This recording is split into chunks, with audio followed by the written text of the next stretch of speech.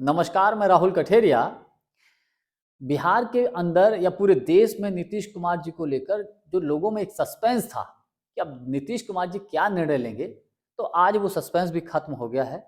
नीतीश कुमार जी ने आज सुबह महागठबंधन की सरकार से मुख्यमंत्री के पद से इस्तीफा दे दिया और शाम होते होते भाजपा के सहयोग से उन्होंने दोबारा से सरकार भी बना ली और मुख्यमंत्री भी बन गए।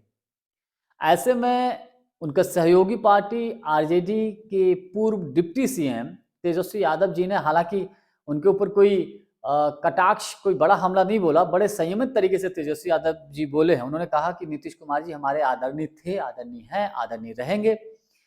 लेकिन जब से नीतीश जी और आरजेडी की पार्टी का या तेजस्वी यादव जी की पार्टी का जब गठबंधन बना, उस दौरान जो काम हुए हैं बिहार के भीतर, उनका श्रेय लेने की कोशिश की यहाँ पर तेजस्वी यादव जी ने।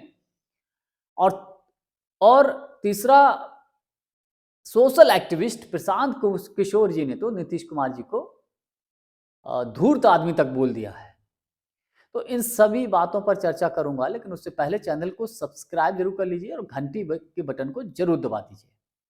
देखिए, कई राजनीतिक विश्लेषक ये मानते हैं कि नीतीश कुमार जी का महागठबंधन की सरकार को छोड़कर भाजपा के साथ मिलकर सरकार बनाना, ये उनके लिए आत्मघाती साबित होगा।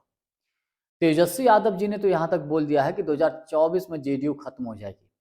देखिए, पिछले 17 सालों से 17, 18, 16, 17 सालों से नीतीश कुमार जी कहीं भाजपा का साथ छोड़कर आरजेडी के साथ मिलकर सरकार बना लेते हैं, फिर आरजेडी को छोड़कर भाजपा के साथ चले जाते हैं, फिर भाजपा को छोड़कर आरजेडी के साथ आ जाते हैं, फिर आरजेडी को छोड़कर भाजपा के साथ चले जाते हैं। तो ऐसा करने से मुझे भी ऐसा लगता है कि कहीं ना कहीं भारतीय जनता पार्टी नीतीश जी का गेम ओवर करना चाहती है। और क्यों नीतीश जी बीजेपी के साथ गए, ये उनका कोई इंटरनल मामला हो सकता है। ऐसा कौन सा दबाव पड़ा नीतीश जी के ऊपर जो उनको छोड़ के मजबूरन जाना पड़ा।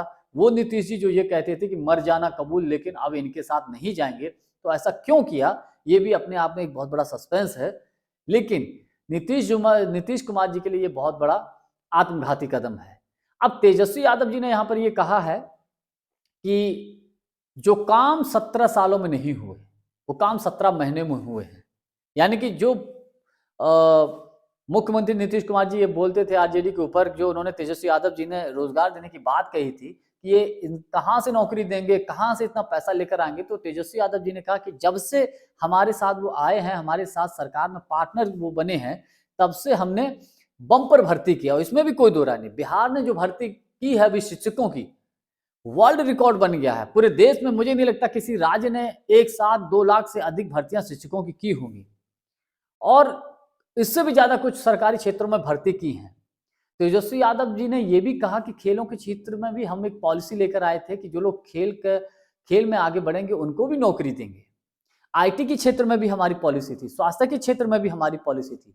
तो काम को लेकर तेजस्वी यादव जी ने यहाँ श्रेय लेने की कोशिश की, और इसका उदाहरण ये भी देखने को मिला कि जो बिहार में जो न्यूज़पेपर्स आते हैं उनमें तेजस्वी यादव जी को लेकर ऐड दिया गया है, काम को लेकर कि आप ही काम करेंगे।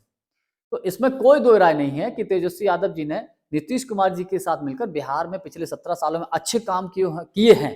चाहे वो आरक्षण को बढ़ाने की बात हो, चाहे जातिगत जनगणना कराने की बात हो, तमाम ऐसे मुद्दे हैं।